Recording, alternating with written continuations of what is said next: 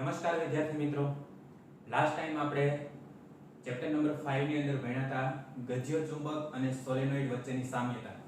ત્યાર પછી આપણે જોયું હતું ગજ્યા ચુંબકનું ધ્રુવમાન અને છેલ્લે આપણે ટોપિક ભણ્યા હતા કે સમાન ચુંબકીય ક્ષેત્રમાં મૂકેલી ચુંબકીય સોયની ડાયપોલ મોમેન્ટ એના ઉપર લાગતા ટોર્કનું સૂત્ર. બરાબર, આ ત્રણ ટોપિક આપણે લાસ્ટ ટાઈમ ડિસ્કસ કર્યા હતા. એની અંદર જે આપણે ચુંબકીય ધ્રુવમાન ભણ્યા એ ચુંબકના ધ્રુવમાનનું સૂત્ર આપણે આ રીતે લખ્યું હતું. ચુંબકનું ધ્રુવમાન છે એ તમે qm વડે પણ દર્શાવી શકો અને p વડે પણ દર્શાવી શકાય.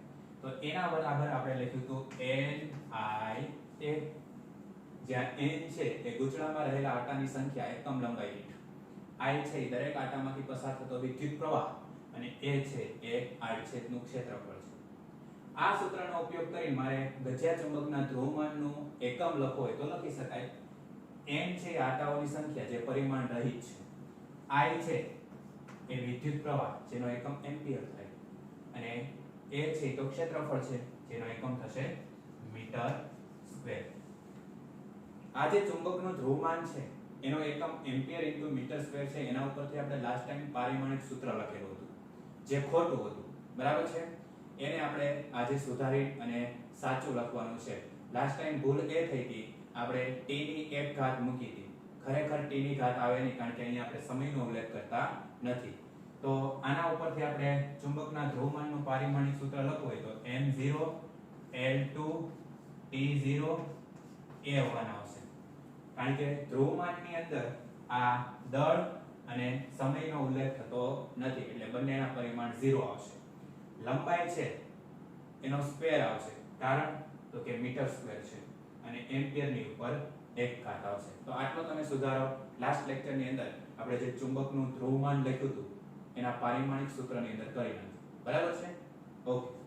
હવે આપણો જે નેક્સ્ટ ટોપિક છે ઈ એવો છે કે સમાન ચુંબકીય ક્ષેત્રમાં રાખેલ ચુંબકીય સોય પરના ટોર્કનું સૂત્ર લખો અને તેના આવર્તકાળનું સમીકરણ t = 2π √I ના છેદમાં mb મેળવો.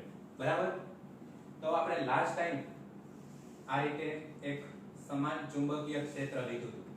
બરાબર, કે જેની ક્ષેત્ર રેખાઓ એકબીજાને કેવી હોય, સમાંતર હોય. બરાબર, આ એક આપણું સમાન ચુંબકીય ક્ષેત્ર છે જેને આપણે b વડે બતાવીએ. હવે આ સમાન ચુંબકીય ક્ષેત્રમાં એક ચુંબકીય સોય આપણે એવી રીતે મૂકી હતી કે અહીં ક્ષેત્ર રેખાઓ સાથે થીટા જેટલો ખૂણો બનાવે.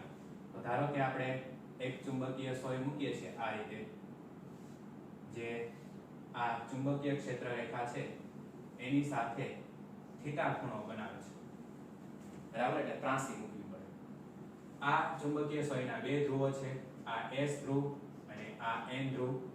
ચુંબકીય સોયની જે લંબાઈ આપણે લીધી હતી એ લીધી હતી 2l.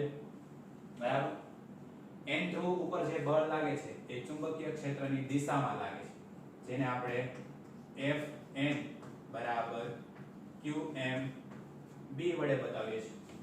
અને s ધ્રુવ ઉપર જે બળ લાગે છે એ એની વિરુદ્ધ દિશામાં લાગે છે. બરાબર, અને એ છે Fs = -qm * b. હવે અહીંયા આ જે ચુંબકીય સોય છે એના ધ્રુવ ઉપર લાગતા બળોના મૂલ્ય સમાન છે પણ દિશા પરસ્પર વિરુદ્ધ છે, જેના કારણે બળ યુગ્મ રચાય અને એ બળ યુગ્મના કારણે ડાયપોલ ઉપર ટોર્ક લાગે. અને એ ટોર્કના સૂત્ર આપણે લાસ્ટ ટાઈમ મેળવ્યું હતું. ટો બરાબર, જો સદિશ સ્વરૂપમાં લખીએ તો સદિશ m ક્રોસ સદિશ b, અને આને મૂલ્ય સ્વરૂપમાં લખવું હોય તો ટો બરાબર mb sin θ. બરાબર, આ સૂત્ર આપણે લાસ્ટ ટાઈમ મેળવ્યું હતું. હવે અહીંયા શું થાય છે કે આ જે ચુંબકીય સોય છે એ સમાન ચુંબકીય ક્ષેત્રમાં જ્યારે એના ઉપર ટોર્ક લાગશે ત્યારે ચુંબકીય સોય સમાન ચુંબકીય ક્ષેત્રની અંદર પરિભ્રમણ કરશે આ રીતે. બરાબર, અને જ્યારે એના ઉપર ટોર્ક લાગે અને ચુંબકીય સોય પરિભ્રમણ કરે ત્યારે એક સ્થિતિ એવી આવશે કે આ ચુંબકીય સોય છે એ ચુંબકીય ક્ષેત્ર રેખાને સમાંતર ગોઠવાઈ જશે.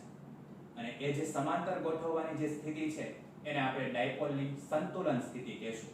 બરાબર, ખ્યાલ આવે છે? જ્યારે આ ચુંબકીય સોય છે એના ઉપર ટોર્ક લાગશે ત્યારે આ ચુંબકીય ક્ષેત્રની અંદર ડાયપોલ છે એ શું કરશે? પરિભ્રમણ કરશે. પરિભ્રમણ વખતે એક સ્થિતિ એવી આવે છે કે આ ચુંબકીય સોય સમાન ચુંબકીય ક્ષેત્રને સમાંતર દિશામાં ગોઠવાય છે અને જ્યારે સમાંતર દિશામાં ગોઠવાશે એ સ્થિતિને આપણે એની સંતુલન સ્થિતિ કહીએ છીએ અને એ વખતે ચુંબકીય સોય અને ક્ષેત્રરેખા એના વચ્ચેનો ખૂણો થીટા છે 0 થશે અને થીટા છે 0 થાય તો થીટા બરાબર 0 અહીંયા મૂકો તો sin 0 એટલે 0 માટે એના ઉપર લાગતું ટોર્ક પણ કેવું કહેવાય? 0 કહેવાય. બરાબર છે? તો અહીંયા આપણે લખો તો લખી શકાય કે ડાયપોલની અહીંયા તમે ડાયપોલ લખી શકો અને ચુંબકીય સોય પણ લખી શકો અથવા તો ચુંબકીય ડાયપોલ લખો તો પણ ચાલે. બરાબર છે? એટલે ડાયપોલની સંતુલિત સ્થિતિમાં થીટા બરાબર 0 ડિગ્રી હોવાથી એના ઉપર લાગતું ટોર્ક ટો બરાબર કેવું થશે? 0 થશે. ખ્યાલ આવ્યો? જ્યારે ડાયપોલ છે ચુંબકીય ક્ષેત્રને સમાંતર ગોઠવાશે ત્યારે ચુંબકીય ક્ષેત્ર અને ડાયપોલ વચ્ચેનો ખૂણો થીટા છે 0 થશે. તેથી ટોર્ક ટો બરાબર 0. હવે આપણે એવું કરીએ છીએ કે ડાયપોલ છે સમાંતર સ્થિતિમાં છે ચુંબકીય ક્ષેત્રને સમાંતર સ્થિતિમાં ત્યાંથી એને ફરી પાછી આપણે થીટા જેટલા ખૂણે લાવીશું. બરાબર છે? તો આપણે શું કરવું પડશે? તો કે આ ડાયપોલની સંતુલિત સ્થિતિમાં બરાબર આપણે વિરુદ્ધ દિશામાં સમાન મૂલ્યનું બાહ્યતમ ટોર્ક લગાડવું પડે. ખ્યાલ આવે છે શબ્દો હું શું કહું છું? પહેલા છે ડાયપોલ કેવી સ્થિતિમાં છે? ચુંબકીય ક્ષેત્રને સમાંતર છે. બરાબર? જેથી કરીને એની વચ્ચેનો ખૂણો છે થીટા બરાબર 0 બને છે. હવે આપણે એવું કરવા માંગીએ છીએ કે ડાયપોલને ફરી પાછી એને થીટા જેટલા ખૂણે લઈ જાવી છે. તો આપણે શું કરવું પડે? તો કે ડાયપોલ જ્યારે એની સંતુલિત સ્થિતિમાં હશે ત્યારે આપણે ડાયપોલ ઉપર સમાન મૂલ્યનું અને વિરુદ્ધ દિશામાં બાહ્યતમ ટોર્ક લગાડવું પડે.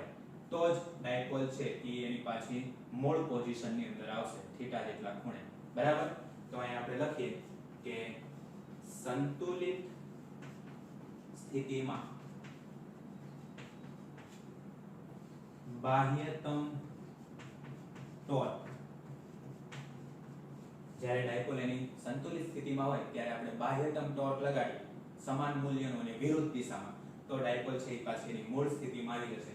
તો ત્યારે આપણે ટોર્ક ટો બરાબર -mb sin થીટા. બરાબર છે?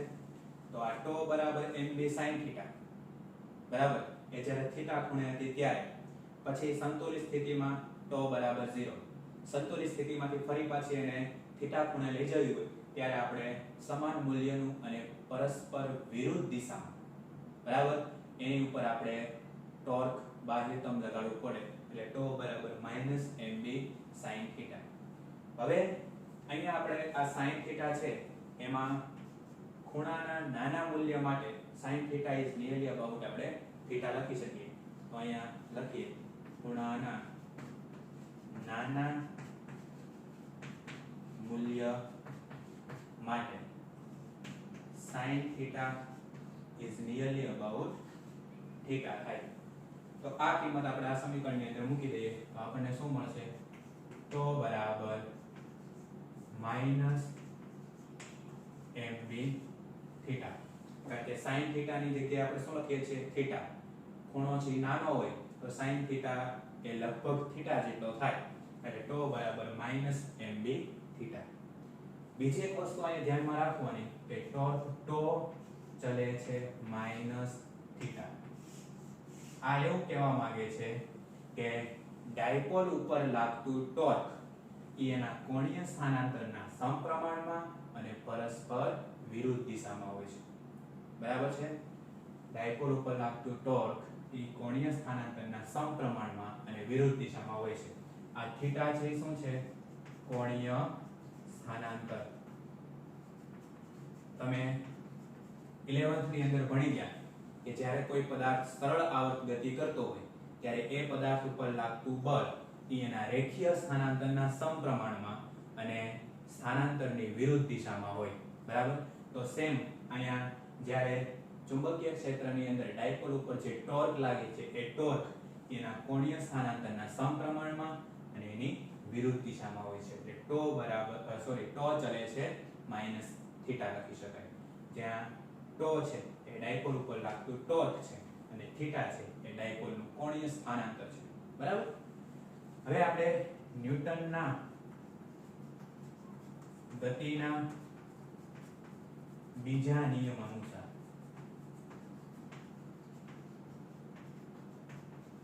આપણે લખી શકીએ ટો બરાબર I આલ્ફા, જ્યાં I છે જડત્વની ચાક માત્રા છે. જ્યાં I બરાબર જડત્વની ચાક માત્રા, આલ્ફા છે એ છે કોણીય પ્રવેગ. આલ્ફા બરાબર શું થાય? કોણીય પ્રવેગ. બરાબર.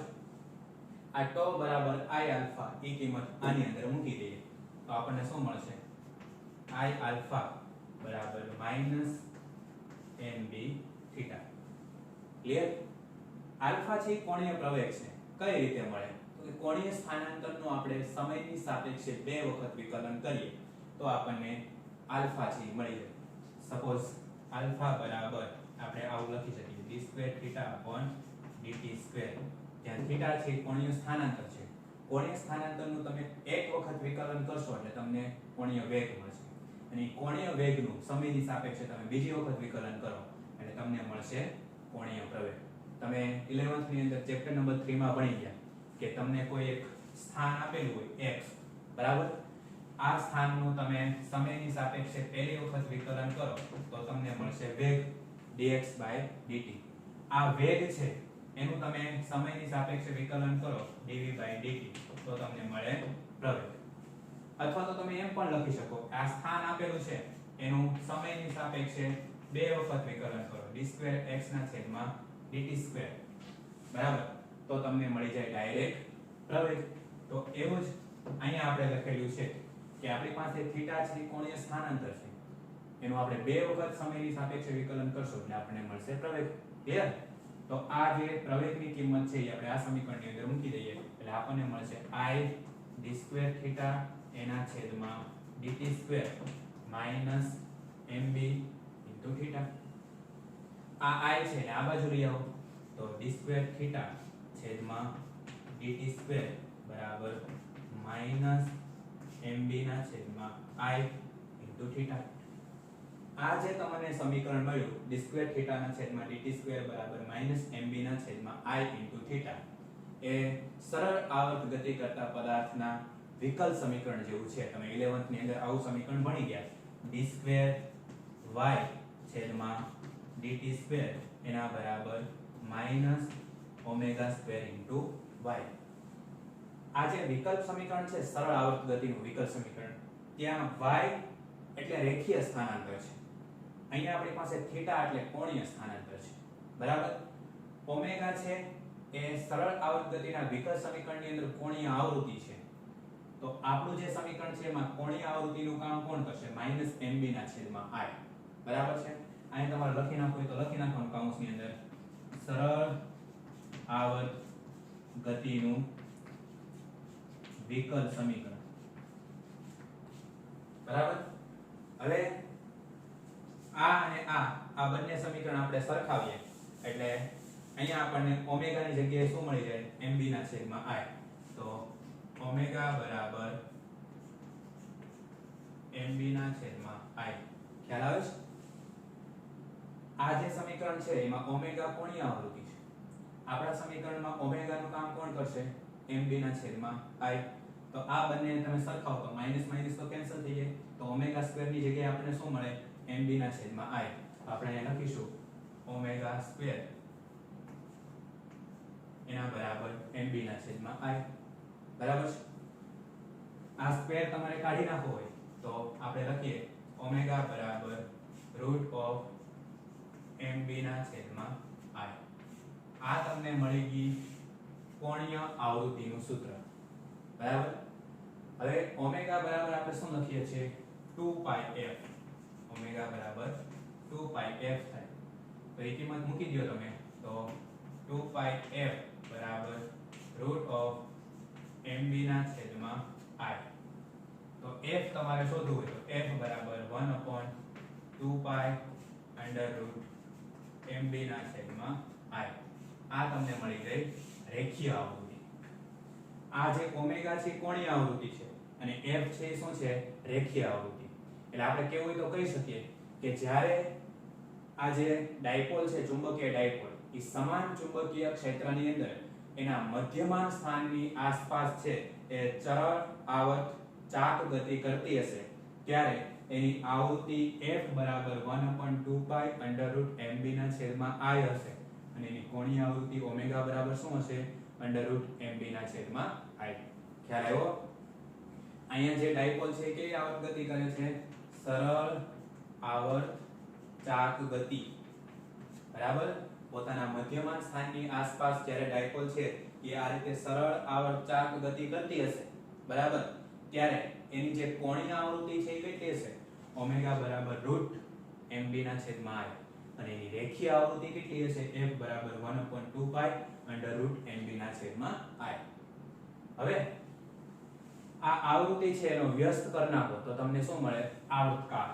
તો t બરાબર 1/f લખીએ તો એના બરાબર આપણને શું મળે તો કે 2 પાઈ ક્લિયર અંડર રૂટ i ના છેદમાં mb.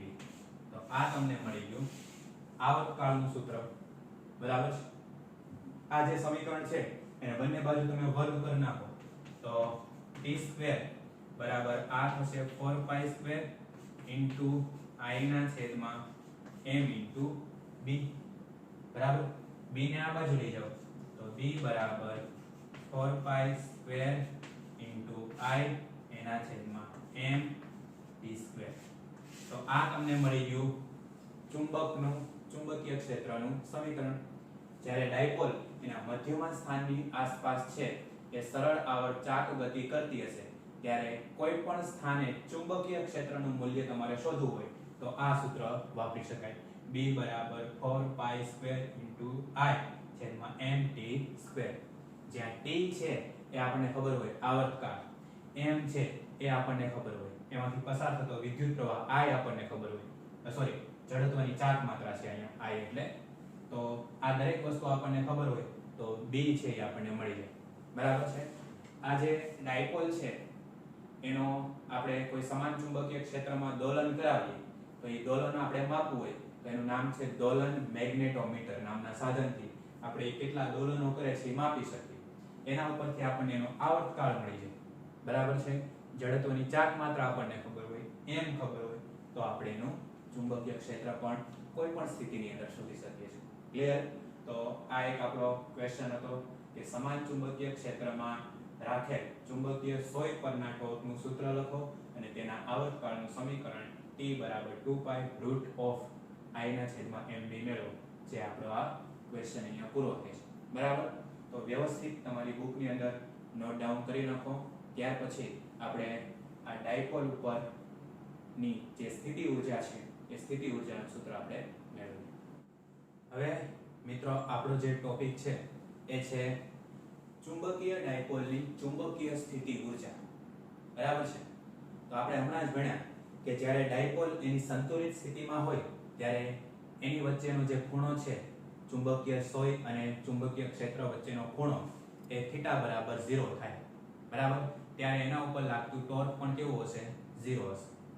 હવે આપણે ડાયપોલને એની સંતુલન સ્થિતિમાંથી ફરી પાછી આપણે થીટા જેટલા ખૂણે લઈ જવી છે તો એના ઉપર આપણે કાર્ય કરવું પડશે અને એ ડાયપોલ ઉપર કરેલું કાર્ય એ ડાયપોલની સ્થિતિ ઊર્જા સ્વરૂપે સંગ્રહિત પામશે. બરાબર? તો આપણે અહીંયા લખીએ કે ડાયપોલને તેની સંતુલિત સ્થિતિ એટલે થીટા બરાબર 0 ડિગ્રી માંથી થીટા કોણે લઈ જવા માટે કાર્ય કરવું પડે. બરાબર? આ કાર્ય ડાયપોલની સ્થિતિ ઊર્જા સ્વરૂપે સંગ્રહિત થાય. બરાબર છે. ડાયપોલને તેની સંતુલિત સ્થિતિ એટલે કે થીટા બરાબર 0 ડિગ્રી માંથી થીટા કોણે લઈ જવા માટે કાર્ય કરવું પડે અને એ કાર્ય ડાયપોલની સ્થિતિ ઊર્જા સ્વરૂપે સંગ્રહિત થશે. બરાબર. તો યંત્રશાસ્ત્રની અંદર જો આપણે કાર્યની વાત કરીએ તો એમાં કહેવાય કાર્ય બરાબર બળ ગુણ્યા સ્થાનાંતર. અહીંયા આપણે ચાક ગતિની અંદર જો કાર્ય કરવું હોય તો કાર્ય બરાબર ટોર્ક ગુણ્યા કોણીય સ્થાનાંતર. તો અહીંયા આપણે કાર્યનું સૂત્ર લખીએ કે કાર્ય બરાબર ટોર્ક ગુણ્યા કોણીય સ્થાનાંતર. બરાબર. શરૂઆતમાં આપણે ડાયપોલ છે એનું સૂક્ષ્મ કોણીય સ્થાનાંતર કરાવ્યું તો એના ઉપર કરવું પડતું કાર્ય પણ કેવું છે? સૂક્ષ્મ હશે. બરાબર. તો આપણે લખીએ dw બરાબર ટોર્ક ટો અને કોણીય સ્થાનાંતર કેટલું કરાવીએ છીએ? સૂક્ષ્મ એટલે d થીટા. બરાબર. શરૂઆતમાં ડાયરેક્ટ આપણે થીટા જેટલું કોણીય સ્થાનાંતર નથી કરાવતા તો કેટલું કરાવીએ છીએ? સૂક્ષ્મ કોણીય સ્થાનાંતર કરાવીએ છીએ d થીટા જેટલું. તો કરવું પડતું કાર્ય પણ કેટલું હશે? dw જેટલું. હવે આપણે કુલ કાર્યની વાત કરીએ તો કુલ કાર્ય બરાબર શું થાય? તો કે કુલ કાર્ય w બરાબર ઇન્ટિગ્રેશન dw થાય. સંકલન કરવું પડે તો આપણને કુલ કાર્ય મળી જાય. તો એના બરાબર ઇન્ટિગ્રેશન dw ની કિંમત મૂકી દઈએ ટો ઇન્ટુ d થીટા. ટો ની કિંમત શું થાય? mb sin theta. mb sin theta into d theta.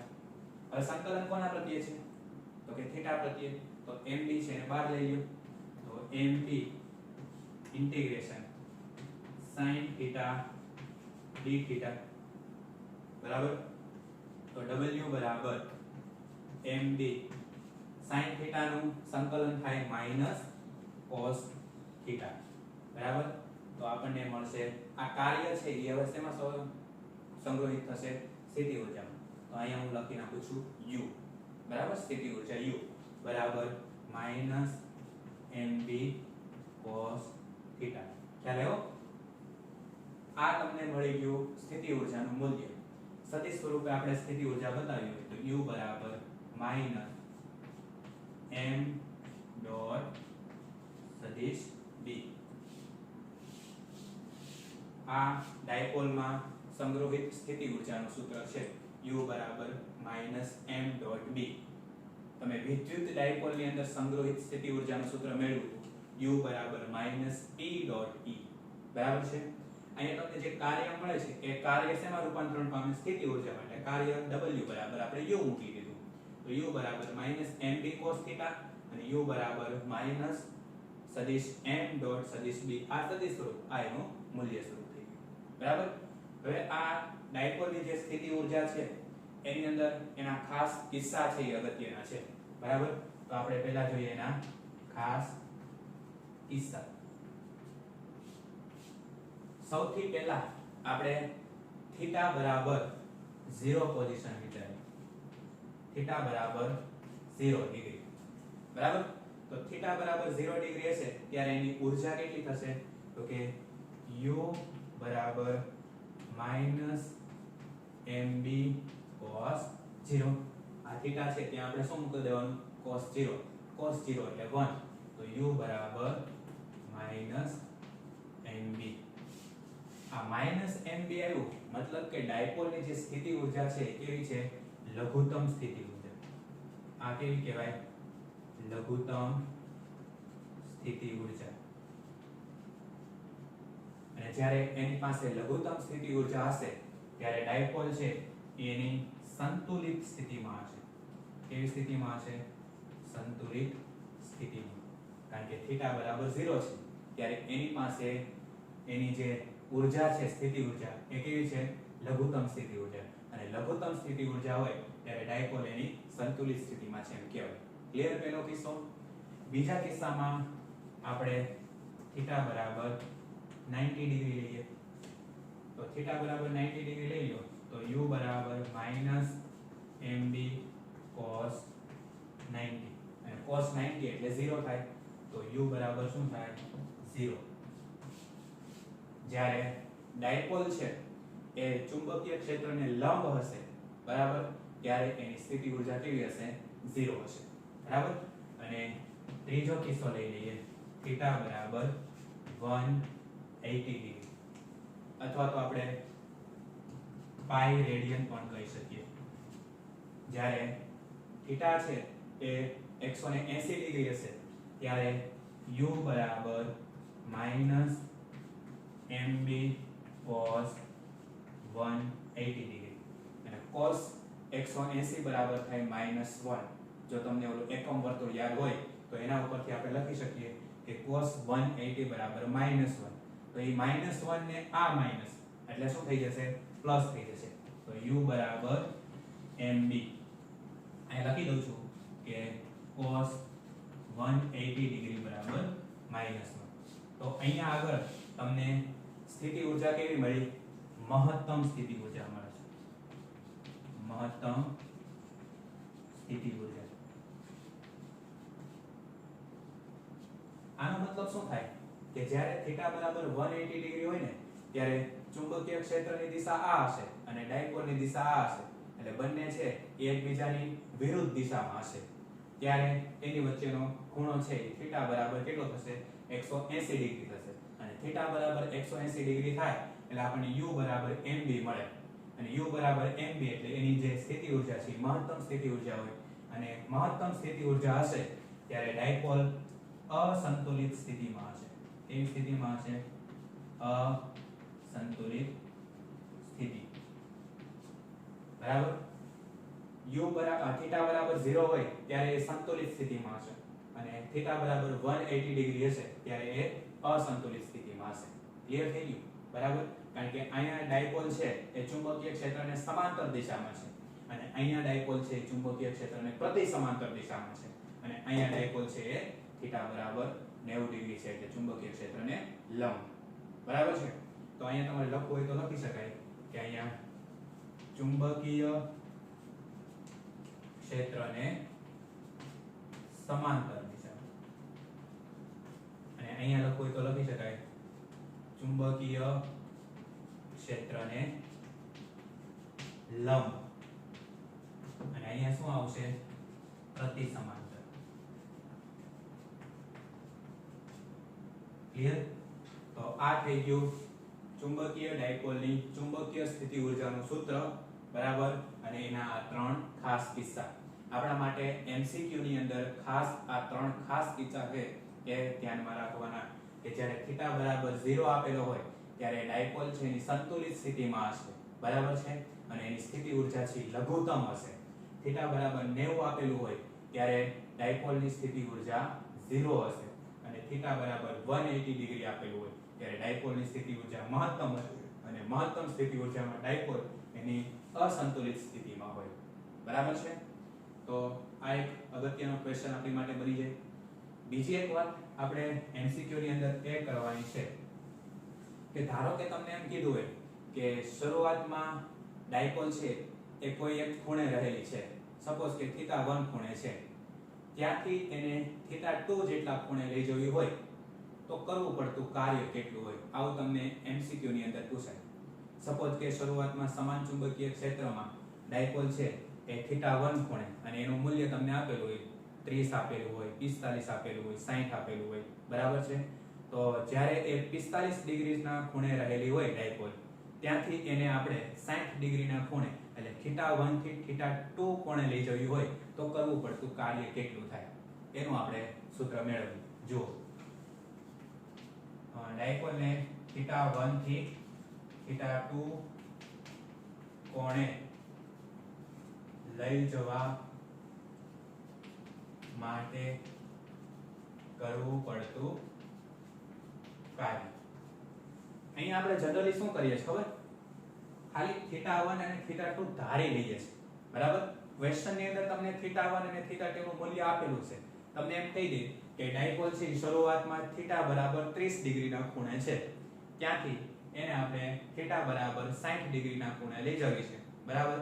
તો કરવું પડતું કાર્ય શોધો. તો એનું આપણે સૂત્ર મેળવી લઈએ, જનરલ ઇક્વેશન. એટલે તમને આરામથી સૂત્રની અંદર કિંમત મૂકી દો એટલે જવાબ આવી જશે. બરાબર છે. તો ડાયપોલ ઉપર કરવું પડતું કાર્ય, એ કાર્યનું સૂત્ર ડાયરેક્ટ આપણે આ લખીએ છીએ, W બરાબર